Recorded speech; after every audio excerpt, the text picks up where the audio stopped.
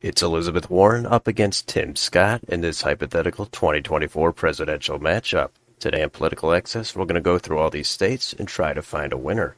This was suggested to me in the comments, and I think it's a decent matchup, so let's get started. Safe states are over a 10-point margin, likely 5 to 10 points lean under 5 points, and tilt 1 point or less. So how would this one go? Well, Elizabeth Warren is a senator from Massachusetts. She's regarded as being progressive on most things. Similar to Bernie Sanders, however, she's had way less success than Bernie Sanders. Some people might say it's because she's a woman. I think that has very little to do with it, and I think plenty of people want to vote for her even more because she is a woman. I think her personality is just less relatable than someone like Bernie Sanders.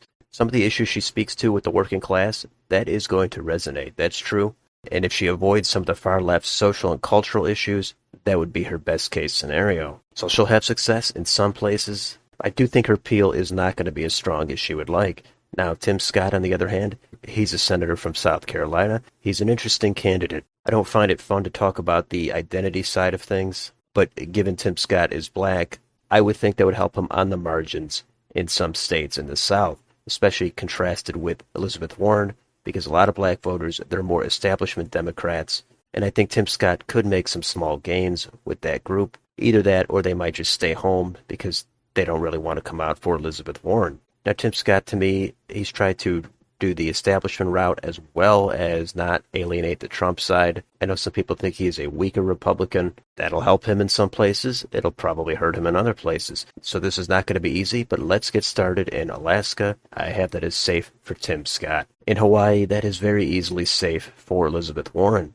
Back up to the West Coast, Washington, Oregon, California, those will be over 10 points safe for Warren. How about Nevada? This is a tough state. It's mostly been with the Democrats, probably trending toward the right a little bit. Bernie Sanders won the primary in 2020, so they are open to voting for someone more progressive. Now, Tim Scott, he's not really that threatening. However, I don't think Tim Scott really has all that much charisma. Some people might say he's kind of bland and boring. So I do think some of the working class voters on Clark County would probably rather come out for someone like Elizabeth Warren, but it would be very, very close, and I have it only as a tilt for Warren. Idaho and Utah safe for Scott. Arizona, this was a classically Republican state up until very recently. I think Donald Trump probably scared off some of those voters in the suburbs, some of the independents. Some of them might find Elizabeth Warren too far to the left, and the trends are not with the Republicans. But with Tim Scott on the ballot, I'm going to say he's able to carry Arizona by a tilt margin.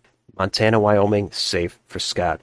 In Colorado, I think they would probably get just under 10, likely for Warren. New Mexico, this is a tough one for me. When I think New Mexico, I don't think of progressive, but I think probably a lot of issues that Elizabeth Warren would be touting, such as health care and wages. I don't think there's any question she would win the state. The question is, what would the margin be? I have it as just at about 5 points. I put it as a lean for Warren. North Dakota, South Dakota, safe for Scott. Nebraska at large, safe for Scott.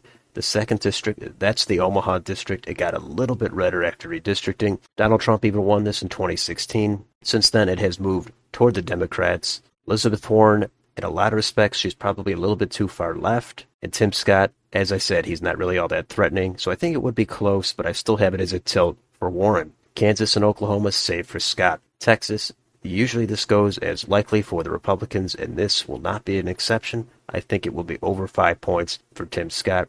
Elizabeth Warren, she would do well in Austin, Travis County. Not sure how she would do in some of the suburbs if she would be too far to the left. Tim Scott would probably get some of the voters that left due to Trump. There might be a little bit of a trade-off in some of those deep red counties where they view Tim Scott as just not exciting enough or being supportive of Trump enough. Let's go up to Minnesota. This would be just over 5 points, likely for Warren.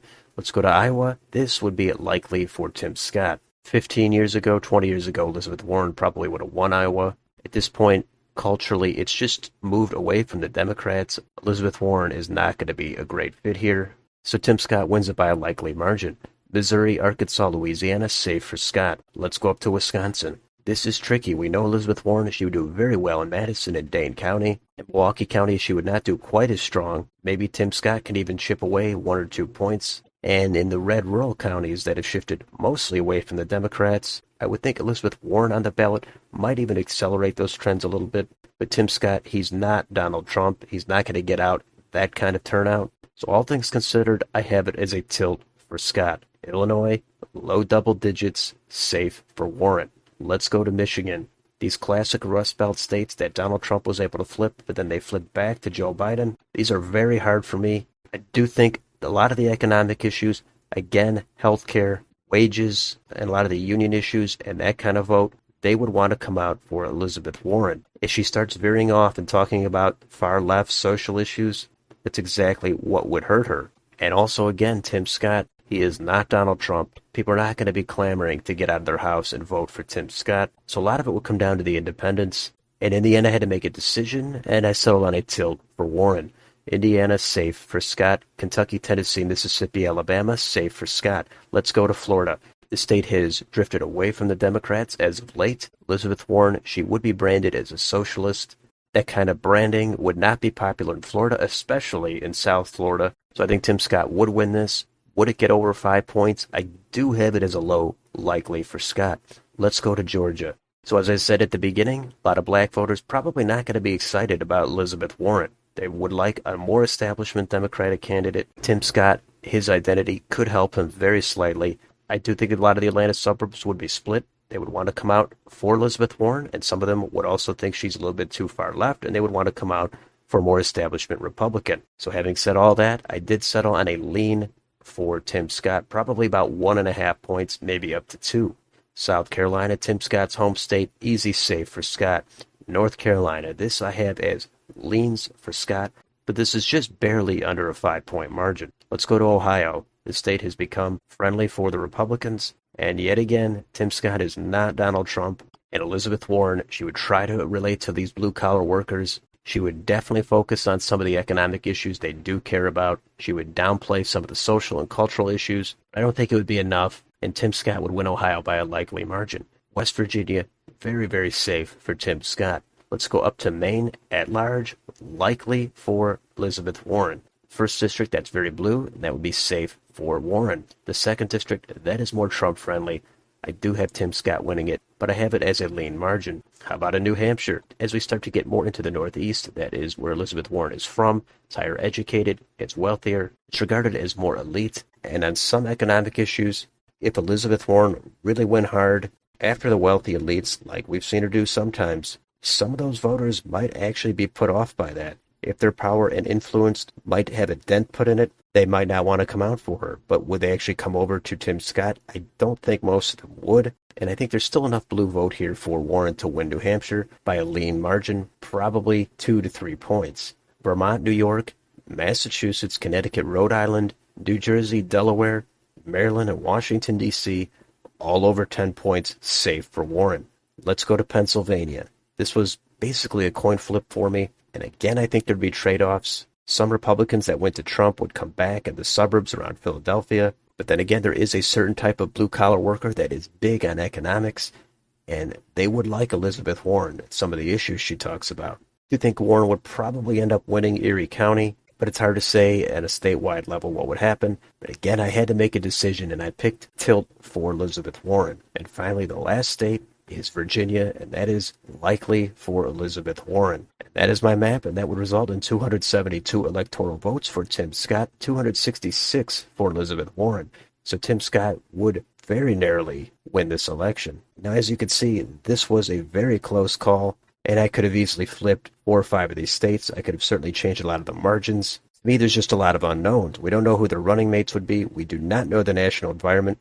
We do not know which economic issues and which social and cultural issues would be at the center of each of these campaigns. Both sides do have to avoid the fringes on the social and cultural issues. In my opinion, I think Elizabeth Warren has more of that to avoid, even on the establishment moderate side of the Democratic Party, talking about identity politics and all that stuff. But Tim Scott, he's got to have some better answers on some economics. He can't just be talking about government spending and tax cuts. He's going to have a health care plan. He's going to have to speak more relatably to people who are struggling. They're not going to want to hear about corporate tax rates. Elizabeth Warren, she's not going to get anywhere talking about legalizing all drugs and ending cash bail. So there's a lot of different routes these two candidates could go in. If Elizabeth Warren truly took the outsider route, like Bernie Sanders has done previously, then you would see a lot of the media go up against her.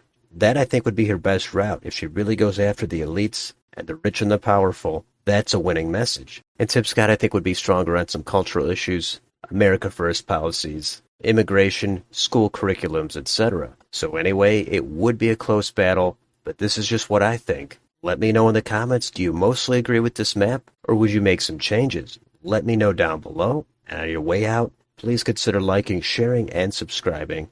Thanks for watching. I'll see you next time.